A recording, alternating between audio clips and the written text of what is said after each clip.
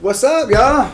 Welcome back to Recovery Plug, where we trade in our dope plugs for recovery plugs. This is my guest, Miss Jennifer Wolfe. Hi. So, whenever I started working my job with Epic, we had to find places. There's only one inpatient place that we could get instantly, and that was Comprehensive. And she was the contact information. She was who we sent them to. She did the intakes. So if y'all have ever been to Gateway or Lotus and you had to do an intake, that's who you went through. And now she's working with Epic. Now she's one of my coworkers and an amazing woman with an amazing story. And let's hear it. Let's hear your story. Tell us how you got into recovery. Well, I guess I got to start how I needed recovery.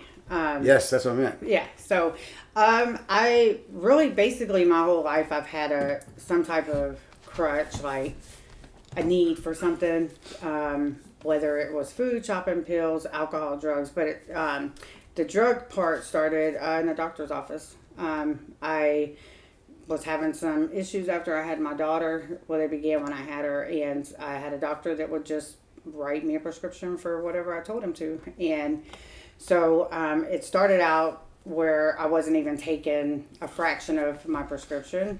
And I noticed in my job, though, I was getting sales left and right. I had a lot of energy. So I started bringing a couple extra to work just in case. And it progressed to where I was running through 120 script in 4 days. And of course, I had to have them. So I was spending my income, and I was making like $80,000 a year, but I'm behind on every bill I had.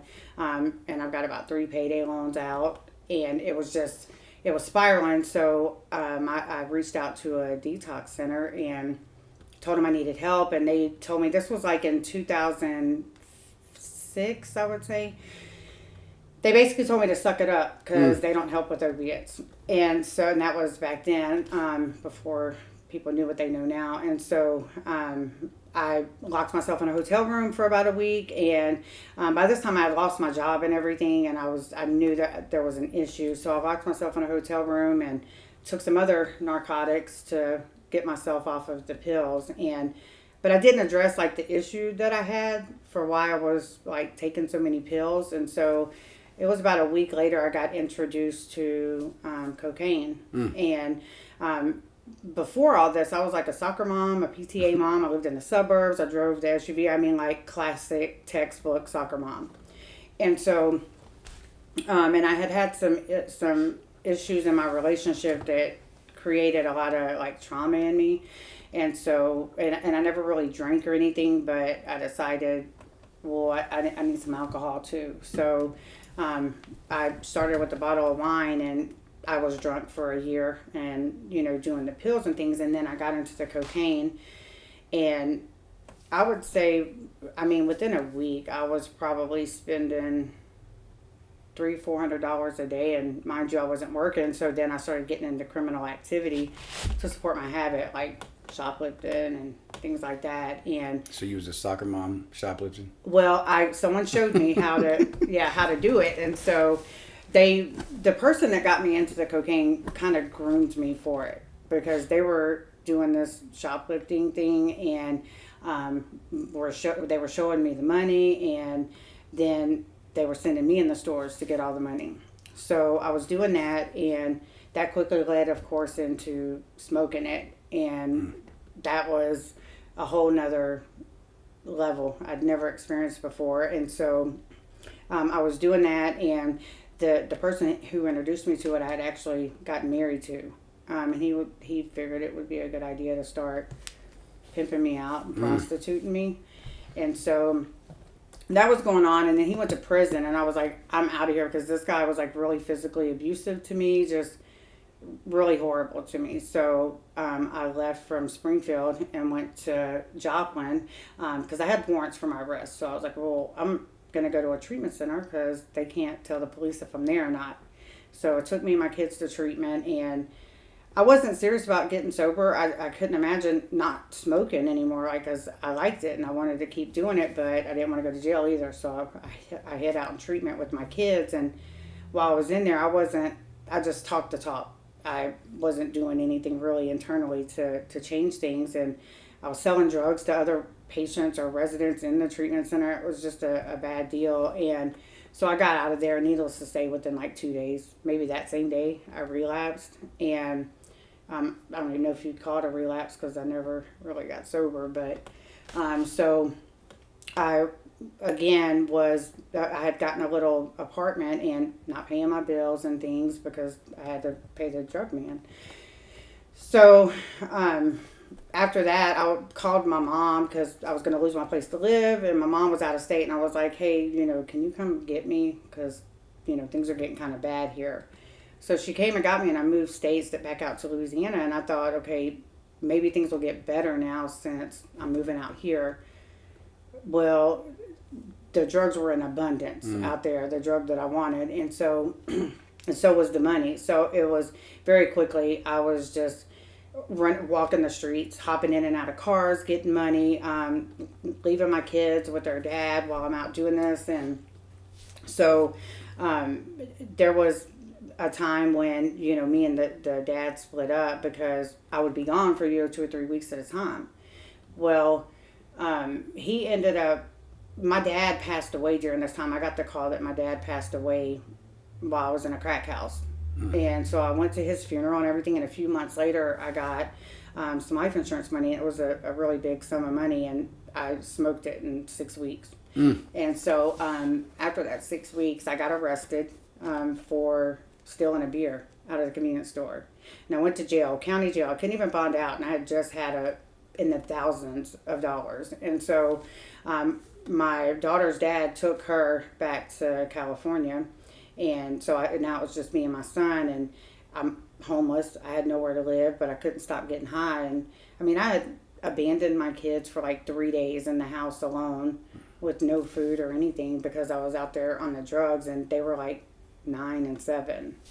And so I had my son, and he hadn't been to school in weeks. And so I'm freaking out because I know DFS is going to come take my kid. So I'm calling my sister like, hey, I need your help. Can you help me? And she's in Missouri. And it took her like 3 weeks to get me a bus ticket, but she got me this ticket, and I come up here. And after I got here, because I was going to get my life together again, and I realized that the reason why it took her 3 weeks to get me the ticket is because she was tweaked out, and I didn't know. And so she offered me some, and I was like, well, I guess it's not crack. So I did it. And of course it didn't do for me what I wanted it to do. So very quickly I was shooting up. And again, my kid's still not going to school. And I got involved with this guy who I was buying drugs from. But he was doing them too. So we're running around Springfield with my 12-year-old in the back seat of the car, like committing robberies, running out of the store with baskets full of stuff. And of course had got introduced to Backpage, so I'm doing all that too while I've got my kid. And so my life was completely out of control. So I got involved in a crime that I thought I was going to go to prison for a really long time for. So I called my mom, and I'm like, I need you to get my kid. And he had also told me, like, we were stealing gas one day, and he was in the back seat. There was no air conditioner in the car, and it's like August, and he's burning up. His face is red, and I'm like, do you want to go in the store so you can cool off? And he was like, no, Mom, I got to learn to toughen up anyway. Because the life I was living, and it broke my heart. So I sent him, a few states away down to Louisiana, and I thought, well, now I'm finally going to get it together. Well, that didn't happen. I was balls to the wall because I didn't have any kids. And so we're running around and doing all these things. And then that's when heroin came on the scene. And so we were doing that. And I didn't really know much about it. But almost every time that him and I did it, he would overdose. And so I was always calling the ambulance to come get him. And there was one particular time we were arguing, and so I took the stuff and put it in the spoon, and then I took some other stuff and put it in the spoon, and I was like, well, screw it. So I threw some more heroin in there, and I didn't know. And so I did it, and I put the stuff up, and I walked down the stairs to the vehicle, and I remember opening the truck door, and next thing I know, like some people were attacking me, and I'm fighting back, and then the person grabbed me and was like, hey, you need to stop. We're paramedics. You were dead when we got here. And I was like, oh, and well, they took me to the hospital, but while I'm there, I just wanted to get out of the hospital so I can go and get high again. Like, I didn't care about that. I made it cool. I'm going to keep doing what I'm doing. And so it was a few months after that, my boyfriend had just gotten out of jail, and he had overdosed this particular night, and I drug him out of the hotel room because they didn't have the Good Samaritan law, and I called 911. They came and got him, and the cops were trying to go in the room, and Good. I wouldn't let them go in, and the cops said, well, when he dies, it's going to be your fault. And I'm like, he's not going to die. Like, we do this. And so he did get out of the hospital that morning about 8 o'clock, and that day we just kind of talked about our kids and where our life was and what we were going to do, with our lives. And so he told me he was going to go to the store to get a beer. Well, a little while later, I'm waiting, and typically I would follow him because I was so like skitzed out from all the drugs that I was paranoid, and I thought he was working with the feds and just stuff. So I would follow him and be like, who's he talking to? Well, he went to the store, and I seen him when he was digging in his pocket, and I thought he was messing with that Fed phone that he had. And so I was, but I got sidetracked because someone came over with some drugs.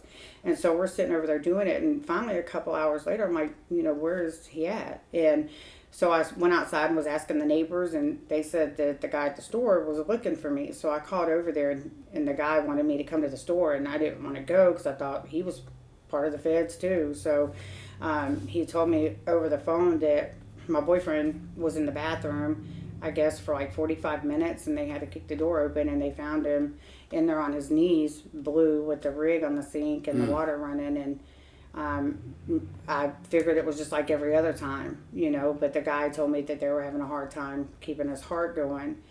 And now my boyfriend, he was the only person I had left in the world, because my kids were gone. Family wasn't really having anything to do with me. Like, I had nobody but just me and him. And so when I got to the hospital, they told me that, they came down and told me that I needed to be prepared when I went into the room. And I was like, no, we're good. I've been through this. And so they took me up there, and when I went in, I totally wasn't prepared for what I walked into, because this time it was different. He was in the hospital bed, and he had like 20 IV bags hanging up around him. He had a machine breathing for him, and I just hit the floor, and they got me up and took me over to him. And I remember his body was ice cold, and I'm like telling him, get him blankets. Why is he so cold? And they told me it's because his organs were deteriorating, and they had to do that to preserve them. Well, that's like an image that I'll never get out of my mind. One of the things that stuck out the most is like he had real big, pretty blue eyes, and I remember talking to him, and it looked like he was crying. And I told the nurse, like, he can hear me. Look, he's crying. And she said, honey, I told you his organs are deteriorating, and it was the whites of his eyes, like, melting over the bottom of his eyelids. Like, it was a horrible sight. And so the next day they took him off of life support, and he passed away. And I went into, like, a really, really deep, dark place. I was tinkering with like Satanist type stuff. I surrounded myself with very dark images, skulls. I kept my room dark, and I got stuck in the cycle of playing our music on repeat, and I do a shot of drugs and play those songs and cry, and like it was like in the movies, I'd spray paint on the walls and draw in the mirrors with markers and paint pens. I was just stuck in this cycle, and I could not get out of it. And so on October 22nd, I had plans to kill myself, because everything had just gone bad. In that 6 months after he passed away, I got ran over by a car, drove across the parking lot. I got stabbed with a dagger through my leg.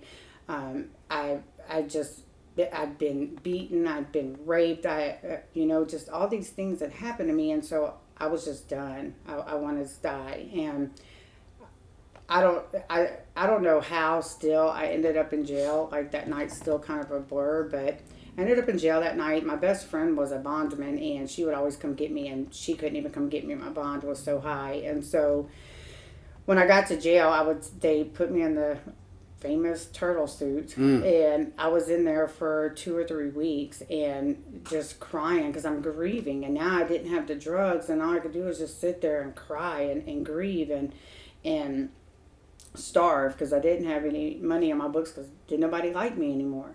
And so when I came out of suicide watch and they put me in the pod, I was angry, I was pissed, and the officers didn't like me because when they were booking me in, trying to bring me in, I fought like 6 officers, and it was just a bad deal. But I decided that, I wanted to get out of my cell, so every time they had classes, I'd sign up and I'd go.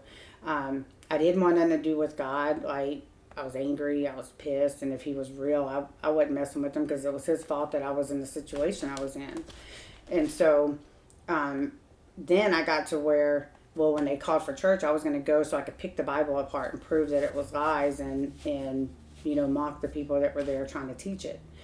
And so I went to chapel one day. I'd been up all night telling my roommate like stories about my life, and I was making most of them funny, but they were really sad stories. And so we went to chapel the next morning when they called it, and I was like, come on, let's get out of our cell. So we went, and this woman was in there, and she was giving her testimony, and this woman told everything that I had told my roommate the night before.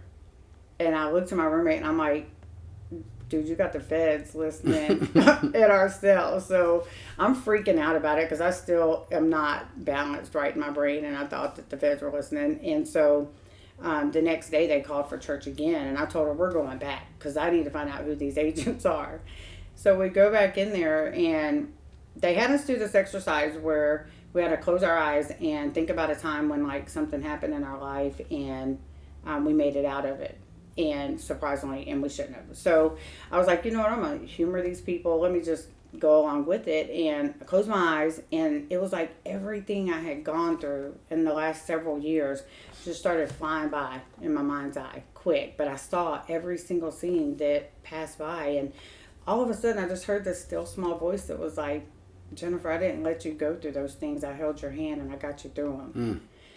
And I cried. Well, my eyes started leaking. I'm not sure where that came from, but I started having this water come out of my eyes, and I'm like, what's happening? And so, but in my heart, I knew. And it still astounds me that God spoke to me. I couldn't understand because I would write the chaplain. Like, I literally would harass the chaplain to send me information on every other religion there is besides Christianity because I was pissed with God.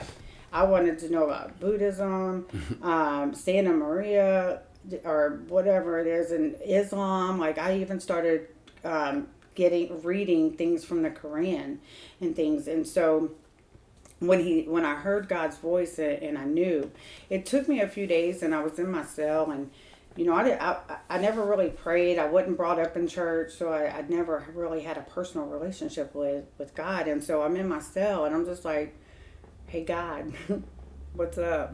This is Jen, and I was like, just hi, and I kind of left it at that. And right after that, I had gotten a trustee position in the jail. And looking back now, I know that God worked everything out according to his will, but I'd gotten a trustee position, and doing that started building my character and my integrity, things that I had lost along the way.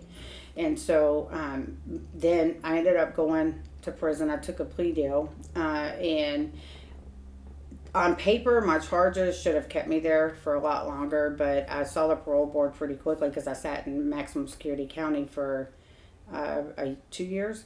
And so when I got to the yard, they called me in front of the board, and I was preparing myself to be there, and they sent a letter and said, well, we're going to let you go, but you got to get a home plan.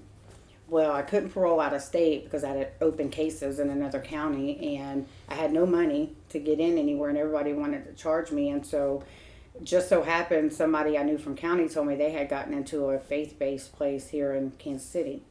And so I talked to him, and she was like, yeah, come on, with no money. And I'm like, okay, you know, and so I went there, but then I'm thinking, dear God, these people are going to make me come and do all this praying and reading the Bible and live like I'm in a cult. And I was just preparing myself. I was like, but I want to get out of prison. What was it called, the place? It was Saints from the Streets. What Terry was it? Kinney. Saints from the Streets? Yeah, Terry Kinney and her husband ran it. Okay.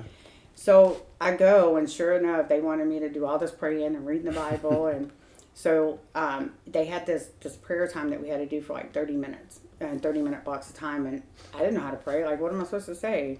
Hey, you know? And so I would go in there, and I knew I had heard her say certain phrases like, thank you, Jesus, Holy Spirit, come, Holy Spirit, fill me up. And so that was my prayer. Right. Every day I would say those things, those three things, and that's all I said.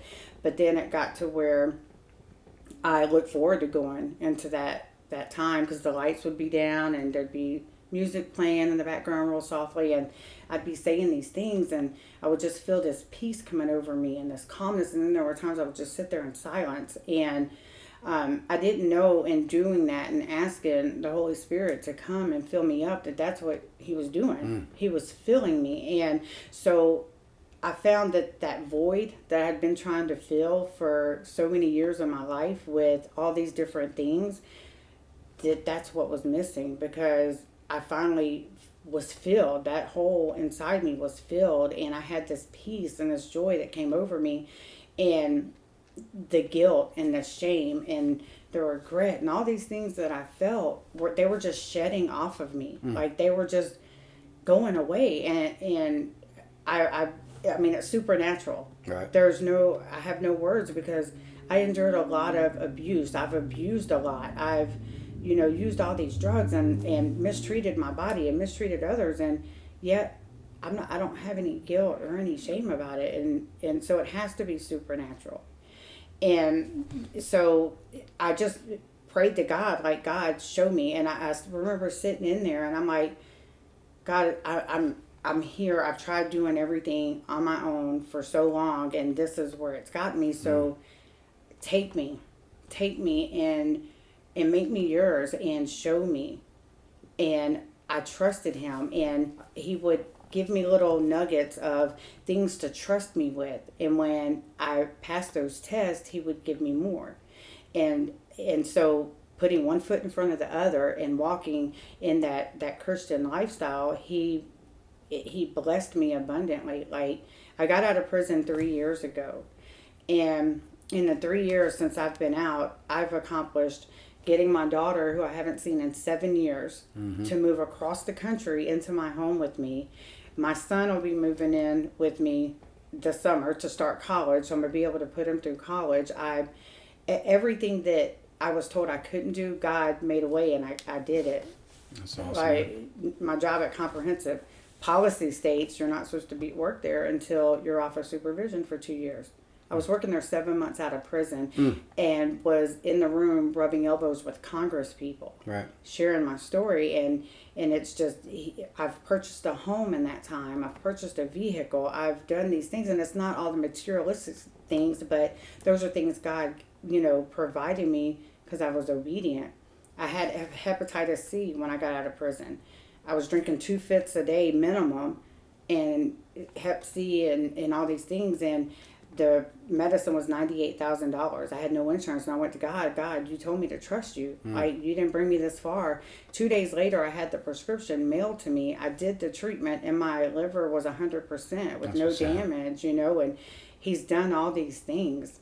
And so that's my recovery story. Jesus did those things for me. So basically what you're saying is that Jesus is the true recovery plug. Exactly. I mean, that's what I got out of that. That's my boy. That's awesome. I was in church. It's funny you say that, because I remember being in church when I was new in my walk, and the Holy Spirit just came over me, and it was better than any high that I ever had, ever. And so I was like, oh my gosh, that's my new trap house. I'm going to be there every Sunday. And that's what I've done. That's what's up. So I got some questions for you, because, it's amazing. What are some of the barriers that you faced in your early recovery? Like, well, the recovery house that I was in, me and the man that ran the place kind of bumped heads, and he put me out one day, the same day I started my job. And so my barrier was that I knew nobody in Kansas City. And when I left in the cab that night, my first thought was I want to drink, and I was going to go get it. And so, but because I didn't swerve off the path and I continued being diligent and determined to not go backwards, I was able to get from working in the worst place in Kansas City for someone fresh out of jail, prison, in recovery to where I'm at now. So I guess my barrier would have been just being a felon and getting good employment because of where I was at. Like, there were so many drugs and illegal activities that were happening around me, but I just kept blinders on. So do you fellowship? I mean, you said you didn't know anybody. Do you fellowship now? Do you have Yes. any groups or? I have strong women. I prayed for God to place strong women in my life, and I have an amazing network of female friends that are women of God and just strong and non-judgmental, and they're there for me. Did you meet them at your church? Different places. Different places. Mm-hmm. That's what's up. So what's the one thing that you're most grateful for in your new life? I'm grateful for my salvation. I'm grateful for my relationships. My relationships are invaluable to me.